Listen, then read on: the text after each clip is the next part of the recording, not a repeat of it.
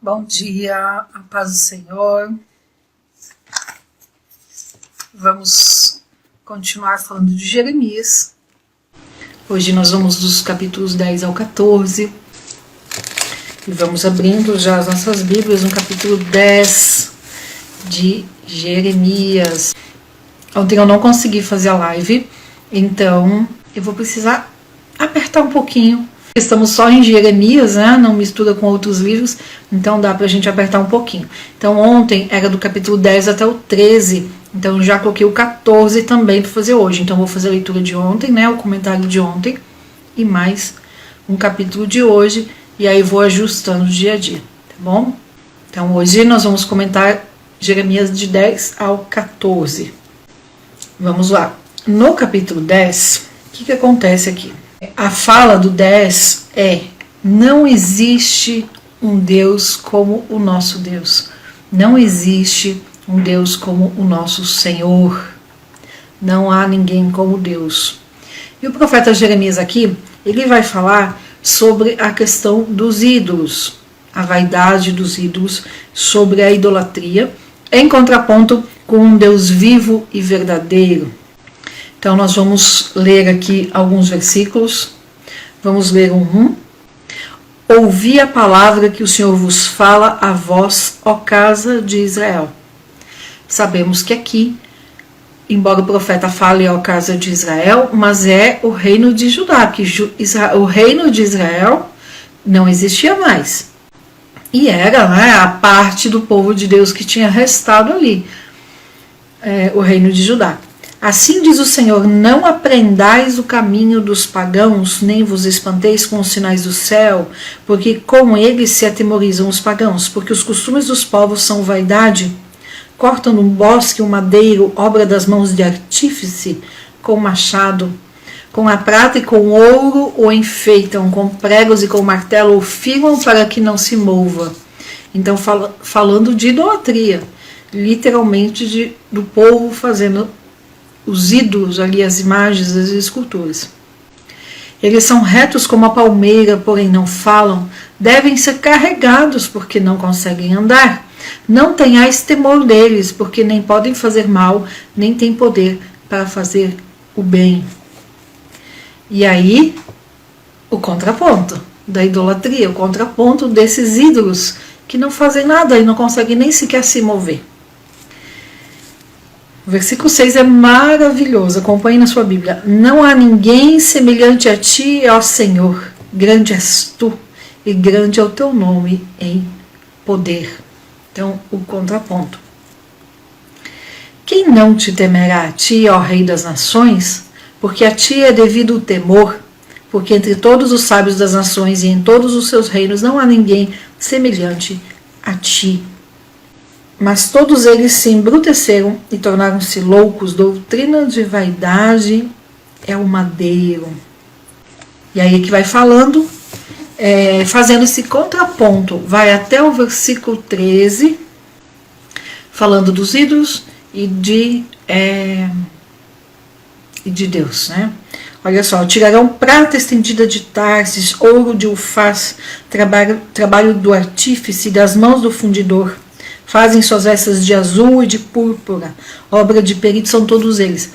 Aí o versículo seguinte, o 10, falando de Deus: mas o Senhor é o verdadeiro Deus, Ele é o Deus vivo e Rei eterno. A sua ira a terra treme e as nações não podem suportar a sua indignação. Aí o 11, falando da idolatria, o 12, trazendo mais a questão de Deus, ou 11, assim lhes direis: os deuses que não fizeram os céus nem a terra, desaparecerão da terra e debaixo destes céus. Então, falando que os deuses, eles não têm duração, eles vão desaparecer. Mas Deus fez a terra pelo seu poder, estabeleceu o mundo por sua sabedoria e estendeu os céus com a sua inteligência. Fazendo ele soar a sua voz, logo há rumor de águas no céu e sobem vapores das extremidades da terra. Então, aqui tudo falando do poderio de Deus, da eternidade de Deus e do quanto ele é verdadeiro. Depois, ainda nesse capítulo 10, eu estou correndo um pouquinho, porque o capítulo 13 e o 14 nós vamos ficar um pouquinho mais neles. Do 14 ao 16, continua falando então desses ídolos que não têm poder nenhum, que não fazem nada, que são tolos. Aí do 17 até o finalzinho do capítulo, que vai até o versículo 25, o que nós vamos ver? Um aviso de Jeremias, então, novamente, avisando: olha, o juízo está próximo, o juízo está vindo, façam algo. Olha o 17: recolhe das terras as tuas mercadorias, tu que habitas na fortaleza. Recolhe das terras as tuas mercadorias, ou seja, guarda, protege na fortaleza. O que acontece? Quando o cativeiro veio, quando o exército do inimigo veio e levou o povo cativo, eles não puderam levar nada. E é exatamente o que acontece ainda hoje em muitos lugares, que tem essas guerras civis, e o povo vai para os campos de refugiados, foge, ou é levado. Não pode levar nada junto, tá? Não pode levar nada. Então aqui era Jeremias dizendo: olha, escondam, guardem, porque vocês não vão poder levar nada. Assim diz o Senhor: eis que desta vez lançarei como se fora com uma funda os moradores da terra. Eu os afligirei para que venham sentir, dizendo: ai de mim por causa do meu quebrantamento, a minha chaga é muito dolorosa. Mas eu havia dito: certamente minha é esta enfermidade e devo suportá-la. O versículo 21: porque os pastores se embruteceram e não buscaram o Senhor, por isso não prosperarão, e todo o seu gado será espalhado. Aqui pastor está se referindo aos líderes de Judá, em especial o rei aqui, de quando Jeremias profetizou aqui. Lembrando que aqui, nessa profecia aqui do 10, o rei Josias já tinha morrido, e era então o filho dele que assumiu ali. Eis que vem a voz de fama e grande alvoroço da terra do norte, para fazer das cidades de Judá uma assolação e uma morada de chacais. Eu sei, ó Senhor, que não é do homem o seu caminho, nem do homem que caminho dirigir os seus passos. Falando, que Deus, reconhecendo, é Deus que dirige e não o homem. Corrija-me, ó Senhor, mas com justa medida, não com a tua ira, para que não me reduzas a nada. Derrama a tua indignação sobre os gentios que não te conhecem, sobre as famílias que não invocam o seu nome, porque devorarão a Jacó, devoraram-no e consumiram-no e assolaram a sua morada. Porque devoraram a Jacó. E aí, por fim, então, Jeremias, falando: Senhor, clamando pela justiça de Deus, seja justo, deixa que a tua ira consuma aqueles que não te buscam, ou seja, nos guarde nós os que te buscamos. E aí, nesse tom, nós vamos então para o capítulo 11. Sabemos que o povo de Judá não ouviu as profecias de Jeremias, os avisos, os anúncios, e as coisas vão apertando. E vão apertando também para Jeremias. Ele também está sofrendo aqui já não só o emocional, que ele tanto chora, de ver que o povo vai ser destruído, mas também ele vai ser, como eu disse na introdução de Jeremias, ele vai ser perseguido, ele vai apanhar, ele vai ser torturado, ele vai ser jogado na prisão. Então aqui, como a palavra dele começa a ficar mais dura, da parte do Senhor para o povo também vai começar a ficar mais duro com Jeremias. Nós vamos ver isso mais de perto a partir de agora. Lembrando, as profecias de Jeremias para Judá vão do 2 ao 25, especificamente aí antes do cativeiro, tá? Do 25 aí, do 26 em diante, tem uma parte ali importante que fala sobre Jeremias, o que ele passou nesse tempo, então ele vai contar. E por que ele não vai contando durante as profecias? Ele não escreveu o livro, ele não escreveu suas profecias assim, na mesma medida em que ele ia falando. Ele antes começou a profetizar, depois de um tempo que já estava profetizando, que ele foi escrevê-las. Então ele acabou aí dividindo nessa parte, ele colocou antes as profecias, o capítulo 1 é o chamado, aí do 2 ao 25 as profecias para Judá antes do cativeiro. Então ele faz essa diferença.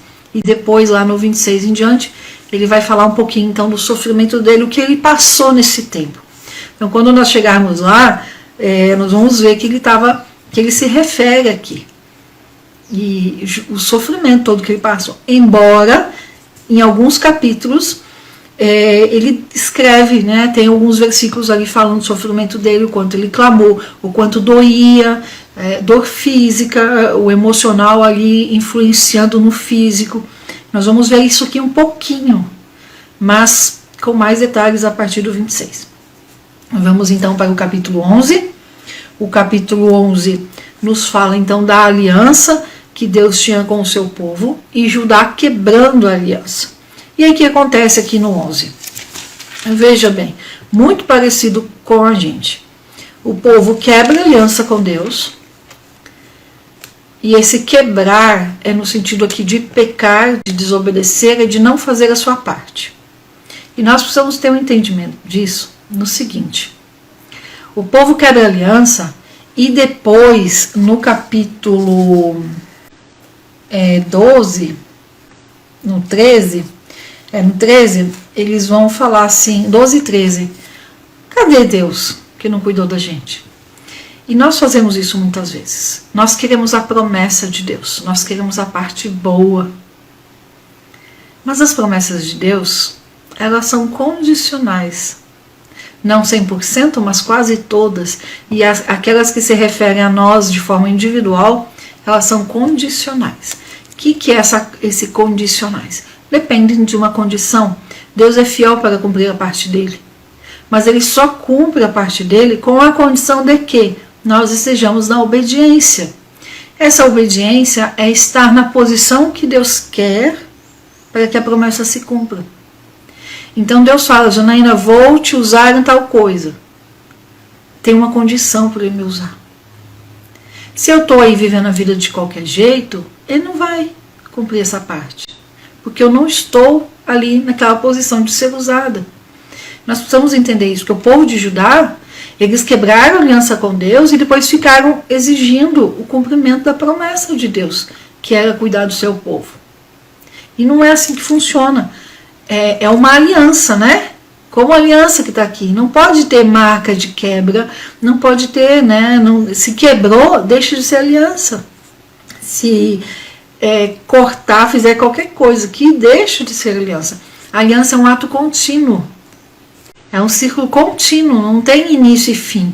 Ou seja, fala de sempre, de continuidade. E o povo de Judá quebrou isso, e quebrou essa continuidade. Então, não tinha como mesmo Deus cumprir, porque se Deus cumprisse a promessa com eles, e eles vivendo essa vida de pecado, Deus não estaria sendo justo. E isso impactaria, né? Não entra, não convive no mesmo espaço com a santidade de Deus. Deus não convive com o pecado. Então Deus não ia cumprir com a sua promessa, o povo estando em pecado. Vamos para o 11 então. No 11 nós vemos a aliança sendo quebrada. Olha o versículo 1. Palavra que veio Jeremias da parte do Senhor, dizendo: ouvi as palavras dessa aliança e falai aos homens de Judá e a todos os habitantes de Jerusalém. Ele lhes dirás: assim diz o Senhor, Deus de Israel, maldito o homem que não obedecer às palavras desta aliança. A cada capítulo, parece que Deus está dando uma nova chance. É mais uma chance, é mais uma oportunidade. E a gente entende assim, se o povo tivesse se voltado, e Deus estava dando essa oportunidade deles se arrependerem, eles não teriam ido para o cativeiro. Deus tinha mudado ali a situação. E aqui no capítulo 11, isso é muito forte. Deus fala de aliança, Deus chama a atenção. Como que mais uma oportunidade deles se voltarem. Mas eles continuam não fazendo isso, eles não se arrependem. Versículo 3, né? Maldito o homem que não obedecer às palavras dessa aliança. E maldito, na lei levítica, na lei de Moisés, maldito significa condenado à morte. É por isso, né? Muita gente fala, cuidado, não fala essa palavra. A gente tem que cuidar mesmo, é uma palavra pesada. É claro que nós não temos o poder de condenar ninguém à morte, mas nós acabamos atribuindo ali uma maldição para a pessoa. Então esse maldito significa condenado à morte. Versículo 4, que ordenei a vossos pais no dia em que os tirei da terra do Egito. E aí falando, então, trazendo tudo o que Moisés falou com eles ali, para que confirme o juramento. E aí o versículo 6, volta aqui para Jeremias. Disse-me o Senhor, apregou essas palavras nas cidades de Judá e nas ruas de Jerusalém, dizendo, ouvi as palavras desta aliança e as cumpri. Ou seja, Deus chamando. E olha o que o Jeremias fez. Porque protestei solenemente a vossos pais, né? Repetindo o que Deus falou para ele. Protestei solenemente a vossos pais no dia em que os fiz subir da terra do Egito, até o dia de hoje, madrugando e protestando e dizendo, dai ouvidos à minha voz. Eu já expliquei que outro dia esse madrugando e protestando, madrugando e falando, não é exatamente no sentido que de madrugada Deus falou, mas é no sentido de continuamente, de dia, de noite, de madrugada, de dia, de noite, de madrugada. Versículo 8, mas não ouviram, nem inclinaram seus ouvidos, antes andaram cada um após a imaginação do seu coração malvado, cada um fazendo o que o coração dizia para fazer. E aí o seguinte, né? Aquele pensamento que tem, segue o seu coração sabe. Coração não sabe não, coração é enganoso, gente, não podemos, temos que cuidar. Jeremias vai falar isso, que o coração é enganoso, né? Daqui mais alguns capítulos. Versículo 9, disse-me mais o Senhor, uma conspiração se achou entre os homens de Judá e entre os habitantes de Jerusalém. Voltaram às maldades de seus primeiros pais, os quais não quiseram ouvir as minhas palavras, antes andaram após deuses estranhos para os servir. A casa de Israel e a casa de Judá quebraram a minha aliança que eu havia feito com seus pais. Portanto, assim diz o Senhor, eis que eu trarei sobre eles mal do qual não poderão escapar. Então irão as cidades de Judá e os habitantes de Jerusalém e clamarão aos deuses aos quais eles queimaram incenso. Eles, porém, de maneira nenhuma os livrarão no tempo do seu mal. E é triste isso, né? Saber que até no dia que eles viram que iam ser invadidos, que eles viram que iam ser tomados pelo exército babilônico, mesmo nesse dia, ao invés de se voltar para Deus, ainda foram atrás dos seus ídolos, ainda foram atrás ali das suas idolatrias. Vamos ver aqui o 14. Vamos ver o versículo 14. Deus falando com Jeremias. E Deus avisa Jeremias, e Deus fala, e Jeremias não obedece.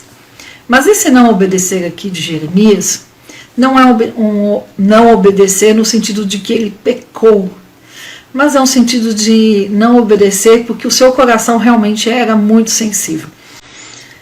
Olha o versículo 14, tu, pois, Deus falando, não olhes por este povo.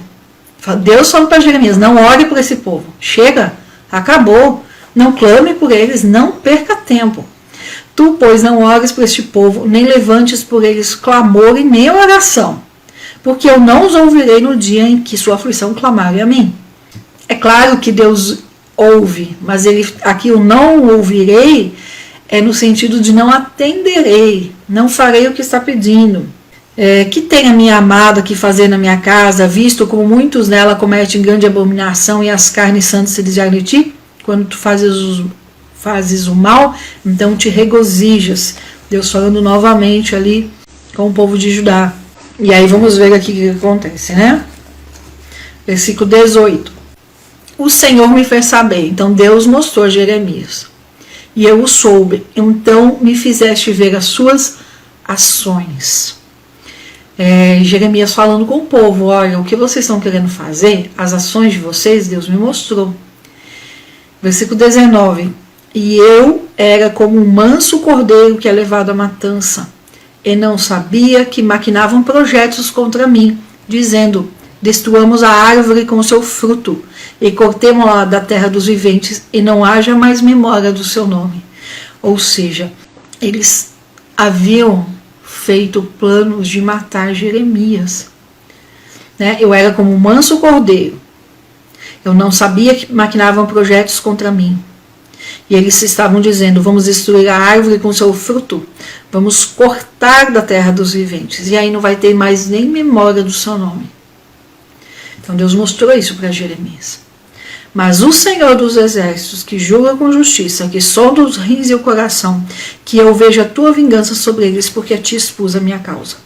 Portanto, assim diz o Senhor aos homens de Anatote, versículo 21, que procuram a tua morte, dizendo: não profetize o nome do Senhor e não morrerás às nossas mãos.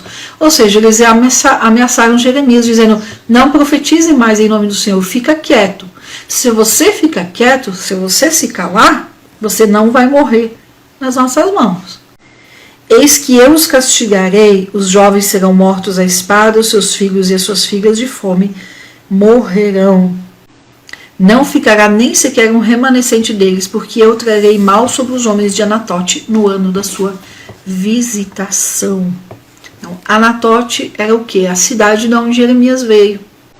Lá no 1:1, está escrito que Jeremias veio, então, de Anatote. E Anatote era um lugar onde muitos sacerdotes moravam ali. Então, esse julgamento aqui de que não ia sobrar nada era em especial sobre o sacerdócio dali. Eles haviam sido injustos, corruptos e tinham ajudado a guiar o povo ali nos caminhos da injustiça. Então, Deus dá ali, julga por dois fatores, né? Por eles terem ajudado, guiado Judá e Jerusalém no pecado, a se desviarem do Senhor, não tinham cumprido com o papel do sacerdócio deles, e porque eles haviam feito um complô para matar Jeremias. Vale para nós entendermos o Jeremias chorão que as pessoas falam, pensar isso, né? A cidade de onde ele veio, os dele, a tribo dele, porque ele era filho do sacerdote ali no tempo de Josias, esses mesmo faziam um complô para matá-lo. Pensa, o lugar de onde você veio, a cidade, a tribo, planejando isso. Vamos para o capítulo 12. E aí, capítulo 12 é mostrando mais um aspecto ali de Jeremias, nesse sentido, ele vai se lamentar, ele vai ali se queixar com Deus, né, reclamar, e vai questionar. Os ímpios prosperam, os que não te servem fielmente estão prosperando. Por quê? Versículo 1. Justo és tu, ó Senhor, quando pleiteio contigo. Contudo, deixe-me falar contigo dos teus juízos. Então, Senhor, tu és justo, mas deixa eu falar. Por que prospera o caminho dos ímpios e por que são felizes os que procedem muito traiçoeiramente? Então, Jeremias se vê ali numa situação complicada. Ele se vê vítima, ele se vê ali sendo traído, né? Os outros agindo traiçoeiramente, os seus, né? Como eu disse, os seus, do seu lugar, da sua tribo. Plantaste-os e eles lançaram raízes, progrediram e produziram fruto. Próximo estás da boca deles, mas longe dos seus rins. Mas tu, ó Senhor, me conheces. Então a pergunta de Jeremias não é uma pergunta incomum. Ela é comum principalmente para aqueles que servem a Deus de forma fiel e sofrem ataques. Então ele faz uma pergunta que é a mesma que muitos de nós também fazemos. É o versículo 3. Mas tu, ó Senhor, me conheces. Tu me vês e provas o meu coração para contigo. Impele-os como ovelhas para o matadouro e prepara-os para o dia da matança. Aqui Jeremias, né, expondo ali o mais íntimo ali do seu sentimento. Até quando lamentará a terra e se secará a erva de todo o campo? Pela maldade dos que nela habitam, perecerão os animais e as aves, porquanto disseram: ele não verá o nosso último fim. A resposta, então, de Deus para Jeremias, ali a partir do versículo 5. Como eu disse na introdução, nós vamos ver cada vez agora mais as coisas apertando para ajudar. O vocabulário de Jeremias fica mais duro, porque ele está falando, né, o que Deus está mostrando. E então, por ele falar de forma mais dura, por as profecias se mostrarem mais duras com o povo também vai começar a apertar para Jeremias. Ele começa a sofrer mais. E aí não só o emocional, mas físico também. A partir de agora até o 25. Então no versículo 5 aqui em diante, Deus respondendo para Jeremias. E Deus fala: se te fatigas correndo com homens que vão a pé. E esse versículo, ele é bem interessante porque é muito conhecido, né? Nós falamos muito desse versículo. Se te fatigas correndo com homens que vão a pé, como poderás competir com os cavalos? E se em terra de paz estás confiado, que farás na enchente do Jordão? Então o Senhor começa a falar, né? Homens que vão a pé, aqui apontando para os de Anatote, para aquele povo que estava, para os sacerdotes ali que estavam ameaçando Jeremias. Como poderás competir com os cavalos, né? Os cavalos aqui então apontando para os governantes de Jerusalém. A questão da terra de paz, ainda onde Jeremias estava morando, ainda era de paz. E esse farás na enchente do Jordão, né, na cheia ali. Vamos pegar aqui o versículo 6. Olha só. É duro. Agora se põe, né, no lugar de Jeremias. Olha o 6. Porque até os teus irmãos e a casa de teu pai, eles próprios se hão deslealmente contigo. Eles mesmos clamam após ti em altas vozes. Não te fies neles, ainda que te digam coisas boas. Então Deus está avisando Jeremias e falando: olha, eles estão te dizendo coisas boas na sua frente, mas cuidado, porque por trás eles não estão querendo o seu bem. Então Deus avisando.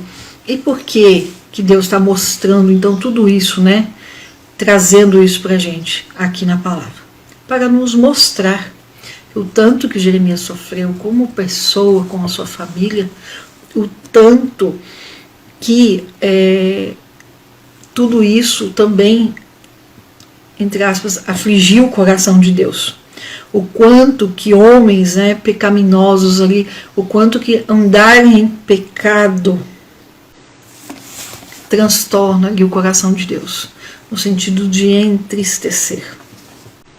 Leia o 6 na sua Bíblia, o versículo 6, e pensa se fosse conosco. Muitas vezes até temos alguém ali, né, que não aceita o Evangelho, que não quer que a gente fale de Cristo. Mas aqui é todos. É o lugar de onde Jeremias veio, a tribo de onde ele veio, a família dele, a casa de teu pai. E Deus falando: não te fies neles, ainda que te digam coisas boas. Nós estamos de Jeremias 12 e versículo 7. Então, dos versículos 1 ao 4, aqui no capítulo 12, Jeremias ora, ele se lamenta, ele fala com Deus, ele expõe o mais íntimo do seu coração. E do 5 em diante, então, Deus responde a Jeremias. No 5 e no 6, Deus traz uma advertência, olha, Jeremias, cuidado, não se canse agora. Você está se cansando com o povo de Anatote? Você está se cansando com os de lá? Segura aí, porque vem mais. Se você se cansa agora, né, o versículo 5, se te fatigas correndo com homens que vão a pé, como poderás competir com os cavalos? Então assim, se você se cansa com o povo de Anatote, como é que você vai aguentar Jerusalém? Como é que você vai aguentar o povo de lá? Como é que você vai aguentar a liderança de Jerusalém? Ou seja, Deus falando assim: olha, o que você está passando agora é pouco. Aguenta aí, fique firme, porque vem mais. E no versículo 6, Deus traz então esse cuidado, uma advertência. Jeremias, cuidado, porque até os da sua família, que te falam coisas boas na sua frente, por trás, estão falando mal, querem o seu mal.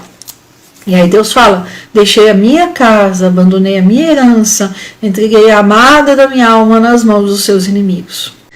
A minha herança para mim como leão na floresta, contra mim levantou a sua voz, por isso eu a aborreci. A minha herança para mim como uma ave de rapina de várias cores. Andam as aves de rapina contra ela em redor.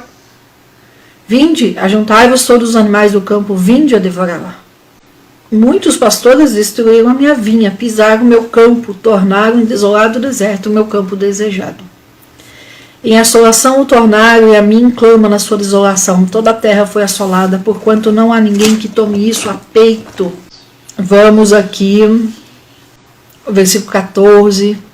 Assim diz o Senhor contra todos os meus maus vizinhos, que tocam a herança, que fiz herdar o meu povo Israel. Eis que eu os arrancarei da sua terra, e arrancarei do meio deles a casa de Judá. E será que depois que os tiver arrancado, voltarei e terei compaixão deles, e os farei voltar cada um para a sua herança e cada qual para a sua terra. Então eu tenho falado de versículos históricos e versículos escatológicos. Aqui, no final desse capítulo 12, Deus faz uma promessa, dizendo, eu vou tirar, mas depois eu vou trazer de volta. Então, parcialmente, eles já aconteceram, são versículos históricos, de forma parcial, porque foram para o cativeiro e voltaram. Deus trouxe de volta. Mas não aconteceram de forma total. Então, parcialmente já aconteceram, mas o total acontecer de forma plena, aí são eventos escatológicos. Por quê? O povo voltou do cativeiro já. Depois Jerusalém foi destruída de novo, em 70 depois de Cristo. Ficou aí séculos espalhada pelo mundo. E agora, recente, em 1948, voltou a ser nação. Mas esse versículo aqui ainda não aconteceu. E os farei voltar cada um para a sua herança e cada qual para a sua terra. Porque ainda há tribos que não voltaram para Israel. Ainda há tribos perdidas, chamadas tribos perdidas de Israel. E aqui Deus fala que cada um vai voltar. E isso é literal. E isso ainda não aconteceu. Então, vai acontecer de forma plena, futuro, lá para frente. Mas, versículo 17, mas se não me ouvirem totalmente, arrancarei e destruirei tal nação. Aqui está se referindo aos vizinhos, né? Aqui no versículo 14, assim diz o Senhor contra todos os meus maus vizinhos que tocam a herança. Então, vizinhos de Israel que tocaram, que fizeram mal, que tiraram vantagem, que assolaram, que perseguiram Israel, né? Que vizinhos que eles têm ali, né? Egito, Edom, Filístia, Amon, Moabe, Síria, que são exatamente os países que estão lá no Oriente Médio hoje. Mudaram de nome alguns, mas são os que estão lá. Então aqui do 14 em diante, eles aconteceram de forma parcial. São parciais, né? Acontecimentos históricos parciais. E só vão acontecer de forma plena no futuro, eventos escatológicos, lá no milênio. Mas se não me ouvirem totalmente, arrancarei e destruirei tal nação. Algumas nações, elas foram destruídas totalmente já, outras ainda não.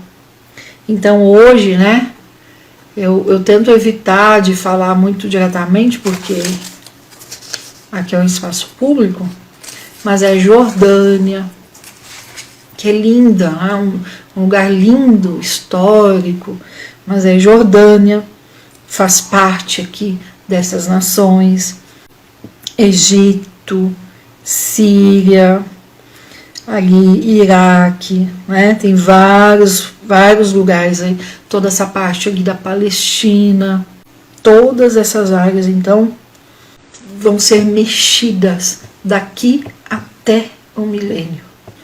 Tem terras ali, eu não quero entrar muito no detalhe hoje, mas hoje o que é a nação de Israel é muito pequena se nós compararmos com o que Deus colocou os limites lá para Abraão, Gênesis 15, e depois para Moisés, no final de Deuteronômio, e Josué.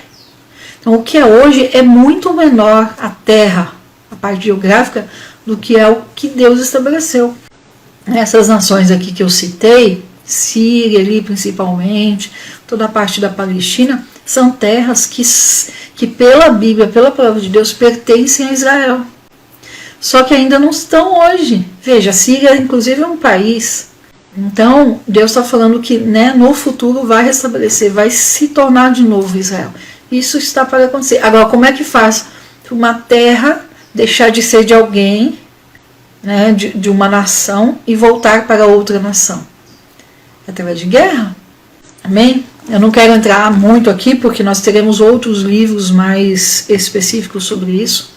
E eu não quero trazer para agora aqui algo que ainda não é para trazer. Vamos para o capítulo 13. O capítulo 13, Deus usa a própria vida de Jeremias para dar um símbolo para o povo. O que hoje, eu não gosto muito de usar essa linguagem mais moderna, mas hoje muitas igrejas chamam de ato profético. É o que Jeremias faz aqui no 13, é um ato profético. Só que um ato profético de juízo, aqui no 13. E aí no 14, o 14 é o lamento de Jeremias.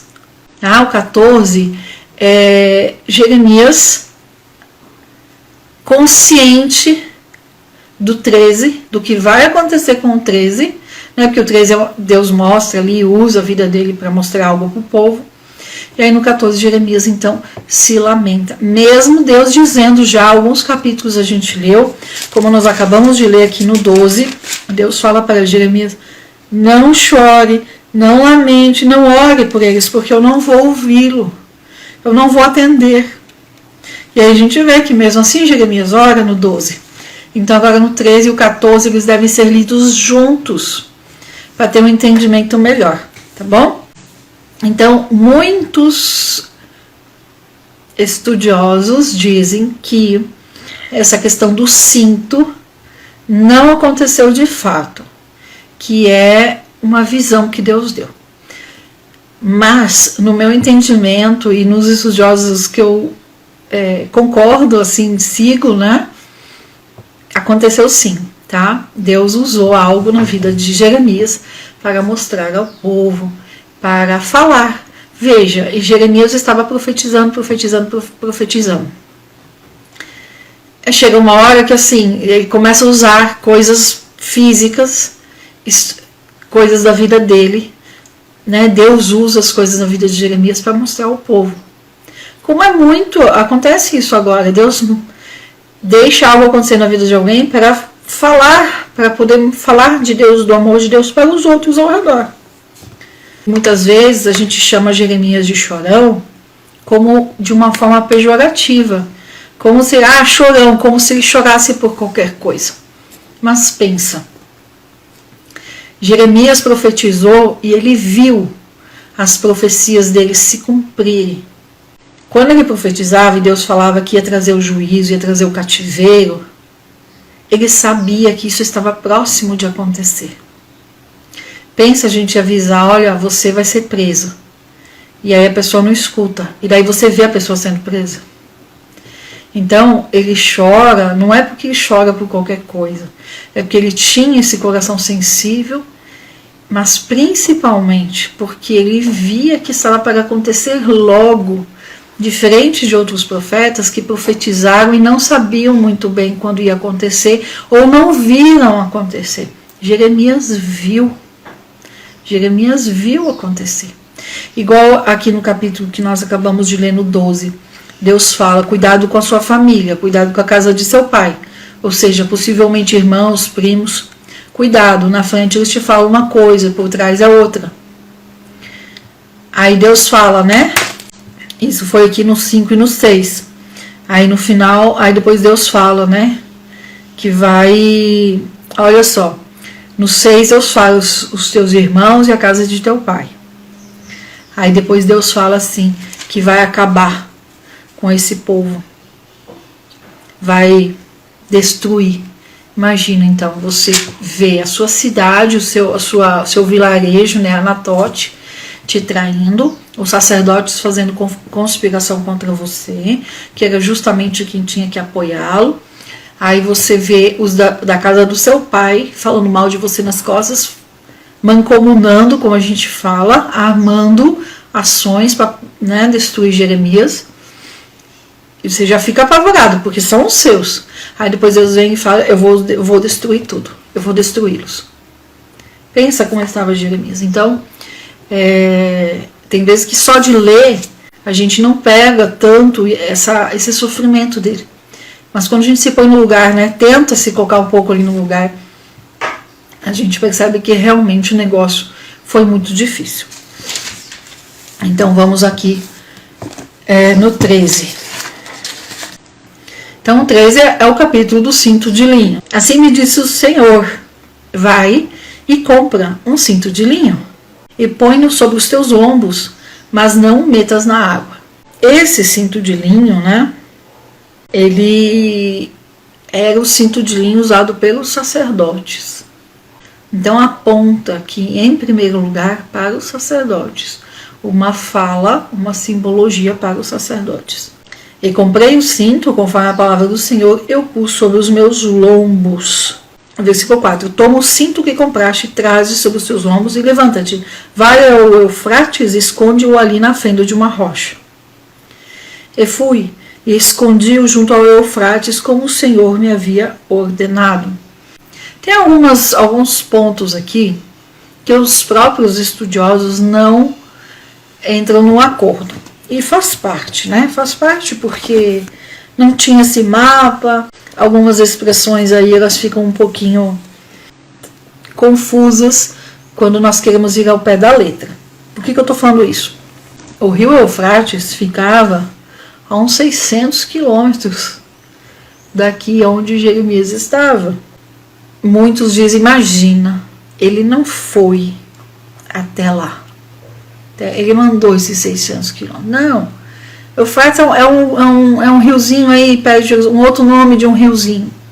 2 apontamentos que eu quero fazer aqui em relação a isso. Primeiro, embora a gente encontre muitos nomes repetidos na Bíblia, os nomes especificamente desses rios a gente não encontra repetido. Deus mandou Jonas lá para Nínive. Não é longe para a época, é longe hoje, inclusive mas eu entendo que ele foi mesmo até lá. E foi às vistas, ou seja, para todo mundo ver. Todo mundo, assim, o povo de Jerusalém, o povo de Judá ver onde ele tinha ido, né? Eu não entendo que foi ali, um riozinho desconhecido. Mesmo porque está com letra maiúscula, é um nome de impacto, né? Eufrates, enfim. Ainda aqui desses versículos do 1 ao 4.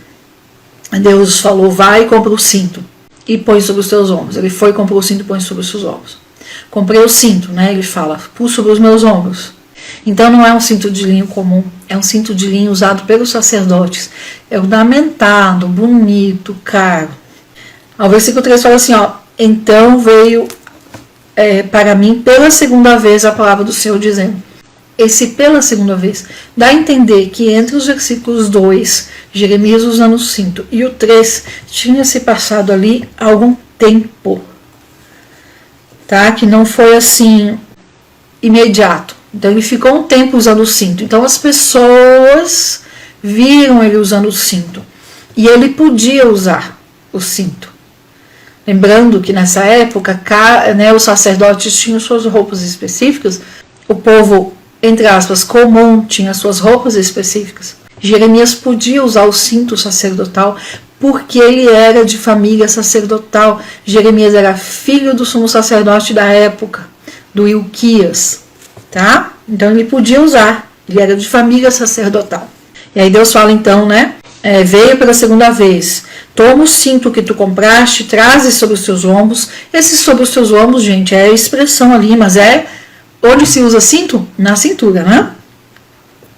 E levanta-te, vai ao Eufrates e esconde-o ali na fenda de uma rocha.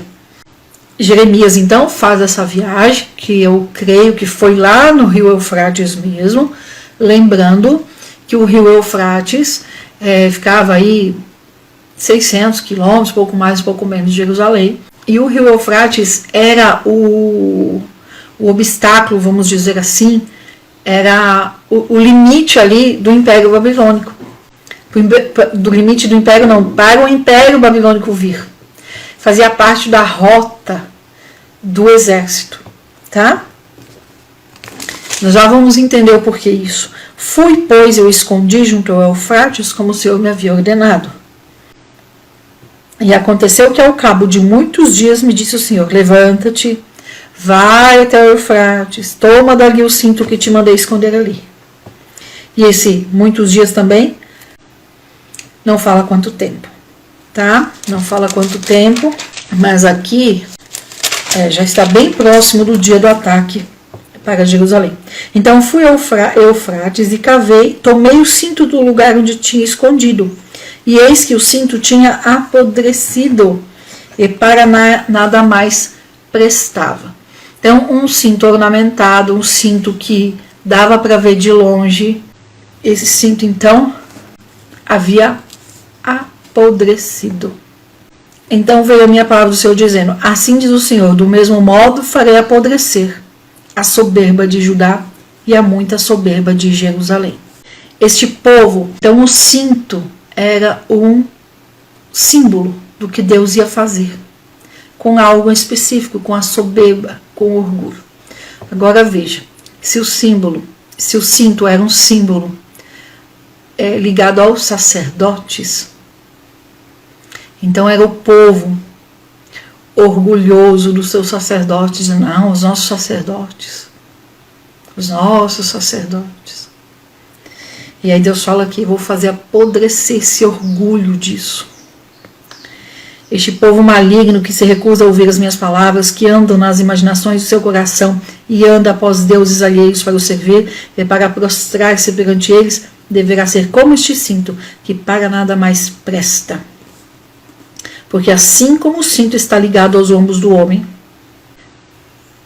lá quando Moisés escreveu sobre as vestimentas dos sacerdotes, e quando é falado ali do cinto, então o cinto estava ligado diretamente ao coração de Deus.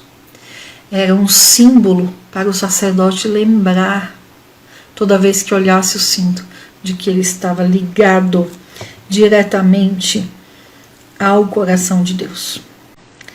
Então, quando esse cinto apodrece, né? Vamos ver aqui, olha só.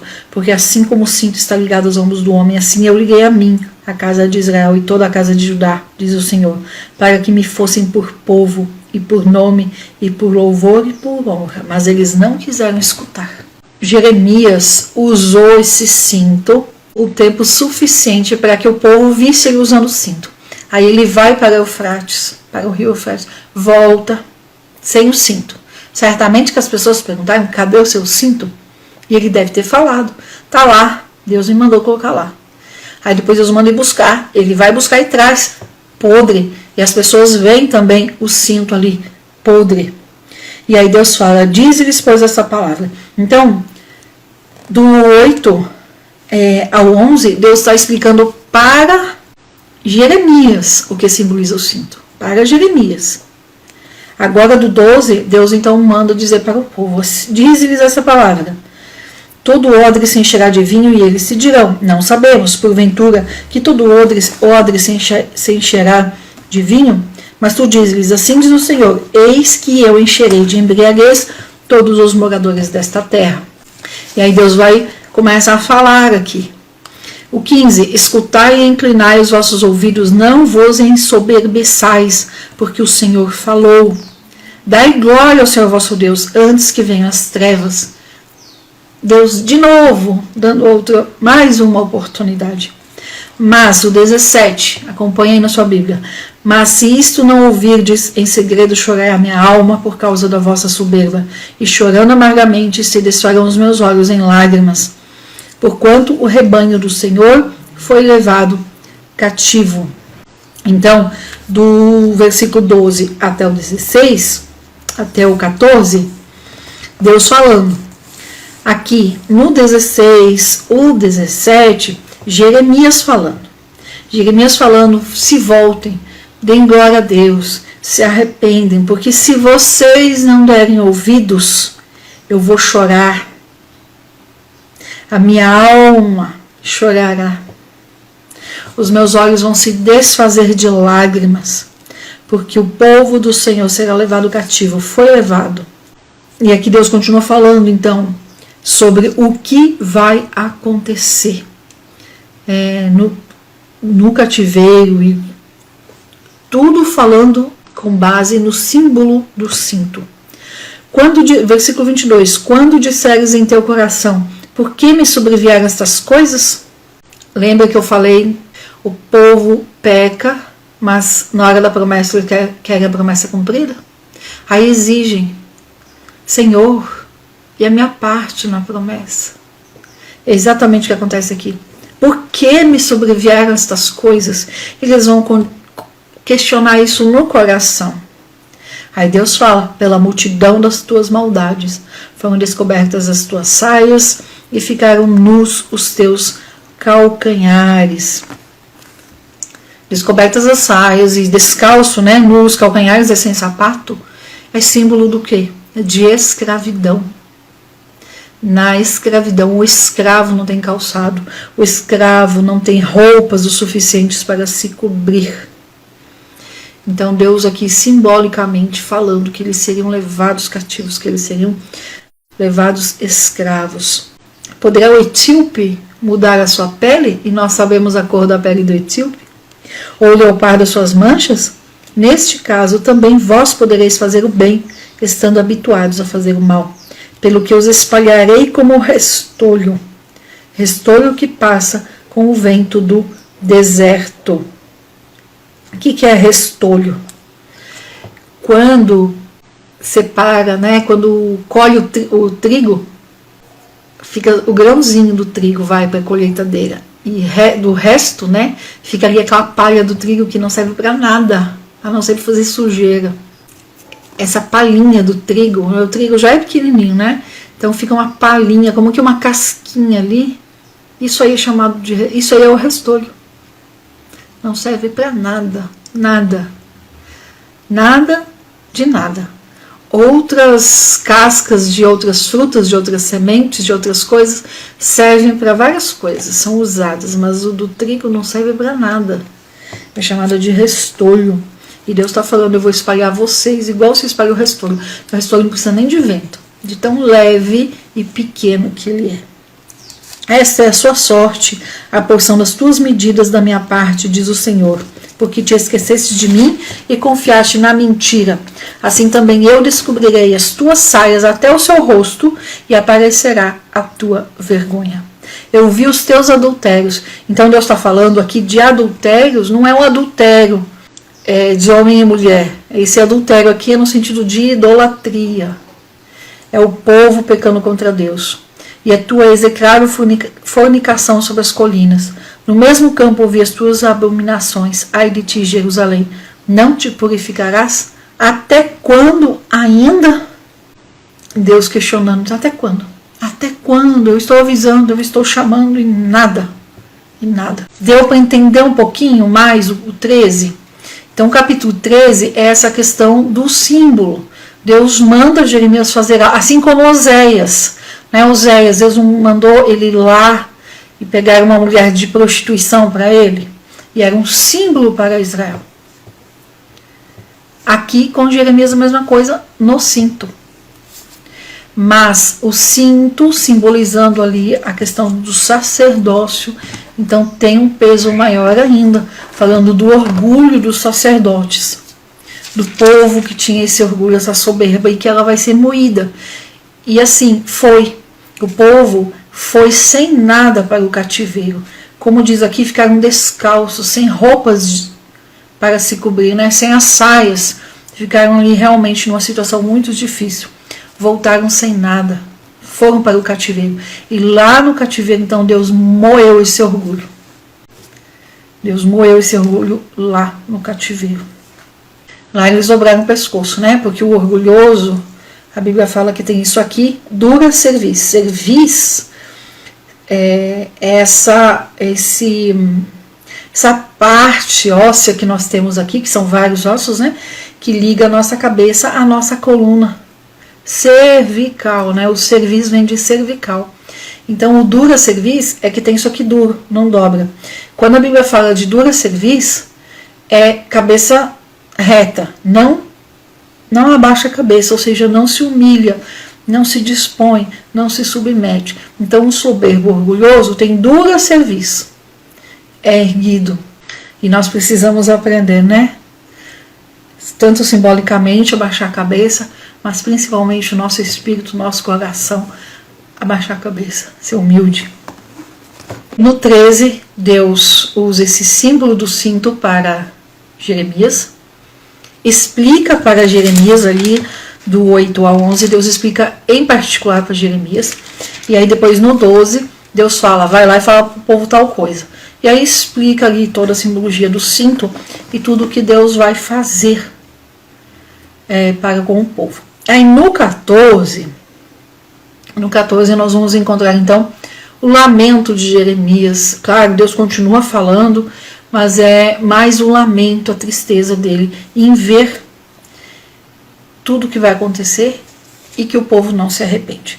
Então é um capítulo curtinho, 22 versículos, não vou ler tudo. Segura aí, vamos rapidinho para a gente não acumular mais, né? Então, nos primeiros versículos ali do 1 ao 6, Deus dá um aviso, dizendo, olha, vai vir uma seca, a seca vai provocar fome. A palavra do Senhor veio a Jeremias a respeito da fome. Tá? Então essa fome, ela é resultado de uma seca, não choveu. Chora Judá e as suas portas estão abandonadas, andam de luto até o chão e subiu o clamor de Jerusalém. Então aqui vai falar do resultado da seca. Falta água, falta comida, e é já um aperto que Deus dá no povo, alguns anos antes, cerca aí de 10 anos antes do cativeiro, para ver se o povo se convertia, ou seja, vai trazendo juízo, vai trazendo luta, vai trazendo dificuldade para o povo, para ver se o povo se volta para Deus. Mas o povo não se voltou. Até os animais, os jumentos, ali desfalecem os olhos, porque não a erva. Então estão fracos já de fome. Jeremias vem e fala, no versículo 7, as nossas iniquidades testificam contra nós, age por amor de teu nome, porque as nossas rebeldias se multiplicaram, contra ti pecamos. Então Jeremias se coloca junto com o povo, ele não fala o teu povo, ele fala nós pecamos, as nossas rebeldias, ele se põe junto e ele começa aqui a interceder. Ó esperança de Israel e Redentor, no seu tempo de angústia, por que serias como estrangeiro na terra? Ele continua perguntando no 9, aí no 10 Deus fala, assim diz o Senhor a respeito desse povo, eles gostam de andar errantes e não detiveram seus pés, o Senhor não se agrada deles. Eu falei essa semana, pecar é bom, pecar é muito bom, e se a gente não cuidar, a gente fica só no bom, só no pecado. Só que o pecado traz um preço muito alto. O pecado traz um preço que é tão alto de pagar, que para poder pagar o preço do pecado, a gente paga com a morte. E a morte espiritual. Nós precisamos cuidar. Precisamos ter consciência de que o pecado é bom só exatamente e instantaneamente no momento em que estamos pecando. E na maioria das vezes, quem serve a Deus no momento em que está pecando, o Espírito Santo toca e fala, você está pecando. E a gente já vê que passou do limite. E se volta de novo para Deus. E nós não podemos perder isso, ou se voltar para Deus de novo. Porque o povo de Judá perdeu isso. Versículo 11, e me disse o Senhor, não rogues por este povo para o bem. Então Deus fala para Jeremias, não rogue. Quando jejuarem, eu não ouvirei o seu clamor. E quando oferecerem holocaustos, não os aceitarei. Antes os consumirei. Então, quando Deus fala não ouvirei, é no sentido de não atenderei, tá? Porque Deus ouve todas as coisas.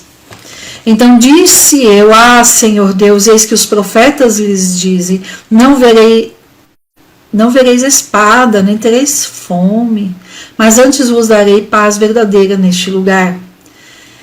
Aí olha só, dos versículos 13 até o 22, Jeremias vai orando e clamando a Deus. Ele continua falando com Deus, mas ele se queixa, ele fala, os profetas ali, ó, estão dizendo que vai ter paz. Como assim? E aí Deus fala, os profetas profetizam mentiras em meu nome. Não os enviei, nem lhes ordenei, nem lhes falei. Visão mentirosa, adivinhação, vaidade e engano do seu coração é o que eles vos profetizam. Então, desses versículos aqui, do 13 ao 18, Deus vai falar especificamente contra esses profetas que pregam uma coisa que não é de verdade, que pregam uma coisa que é contrária ao que Deus falou. E o povo a quem eles profetizam será lançado nas ruas de Jerusalém, por causa da fome e da espada. Não vai sobrar ninguém, ó, nem as suas mulheres, nem os seus filhos, nem as suas filhas, porque assim derramarei sobre eles a sua maldade. Que os meus olhos, portanto tu lhes dirás essa palavra, que os meus olhos noite e dia derramam lágrimas e não cessem, porque a virgem filha do meu povo está profundamente golpeada, chaga muito dolorosa. Se eu saio ao campo, aí eis aqui os mortos à espada. Se entro na cidade, eis aqui os doentes de fome, porque o profeta e o sacerdote vagueiam pela terra que não conhecem. Não todo mundo morrendo. O versículo 20, então, Jeremias de novo, clamando a Deus. E olha o 21. Por amor do teu nome, não nos despreze, nem transtorne o trono da sua glória. Lembra-te e não anules a tua aliança conosco. Há porventura entre as vaidades dos gentios quem faça chover, ou podem os céus dar chuvas? Não és tu somente, ó Senhor nosso Deus? Portanto, em ti esperaremos, pois tu fazes todas estas coisas. E aí Jeremias termina essa parte aqui de clamar a Deus, mesmo Deus dizendo não clame, não rogue por esse povo porque eu não vou ouvir, eu não vou atender, eu não vou tirá-los, já foi, não dá mais, está no limite, eles não atendem, eles não obedecem, eles não se voltam para mim com o coração verdadeiro. Eles preferem ficar ouvindo esses maus profetas. Inclusive, esses maus profetas, eu vou acabar com eles. Então, Deus dá ali essa última fala ali para Jeremias, nessa parte aqui que nós estamos lendo hoje, do 10 ao 14. O que Jeremias viu que Deus ia fazer com o povo, abalou Jeremias de tal forma, que mesmo Deus dizendo, não ore por eles, Jeremias ora, clama, intercede, mesmo sabendo que era em vão.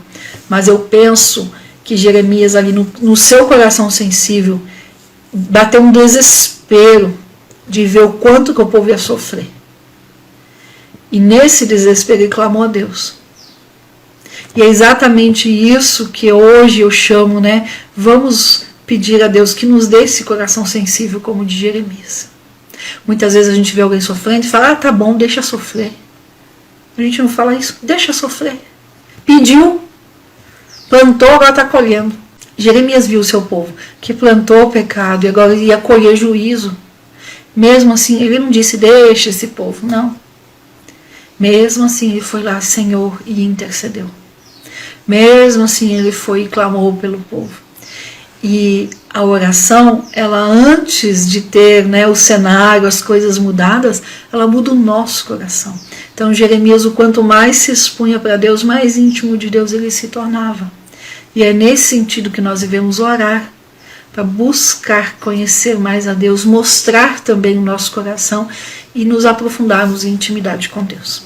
Amém? O capítulo 13 ele é muito conhecido sobre o cinto de Jeremias, ele é muito conhecido, tem muitas linhas aí, a única que eu sou contra é a que fala que foi só uma visão, que ele não fez, que ele não comprou. Eu acredito que ele saiu e comprou mesmo, e usou o cinto por um bom tempo, simbolizando ali para o povo, então, o que Deus ia fazer.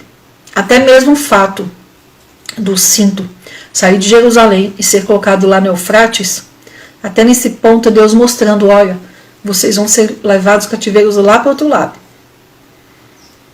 Vai ficar lá um tempo. Enquanto vocês estiverem lá, o orgulho de vocês vai ser desfeito, vai apodrecer. Quando o orgulho estiver apodrecido, quando vocês tiverem sido desfeitos de tudo isso, aí eu vou trazer vocês de volta para Jerusalém. E foi o que aconteceu. O exército babilônico veio, pegou o povo, levou cativo para lá de Eufrates, né? Do lado de lá, Babilônia. E aí depois de um tempo, 70 anos, o povo volta. Então Deus traz o povo de volta para Jerusalém. Então esse é o principal entendimento aí do capítulo 13. E o capítulo 13 a gente não precisa muito ir pesquisar muitos símbolos e outras palavras, porque Deus explica ali para Jeremias e dá ali uma explicação bem simples, resumida, e depois ali dos outros versículos, a segunda parte do capítulo, Deus então fala ali para o povo o que vai acontecer. Amém? E Jeremias tem um grande aprendizado para a gente, principalmente se nós olharmos para o nosso coração. Vamos orar e pedir a Deus que nos dê um coração sensível a Ele. Lembrando que compete a nós fazer de hoje um dia abençoado, um dia bom, Colossenses 3:23. Fiquem com Deus e até amanhã.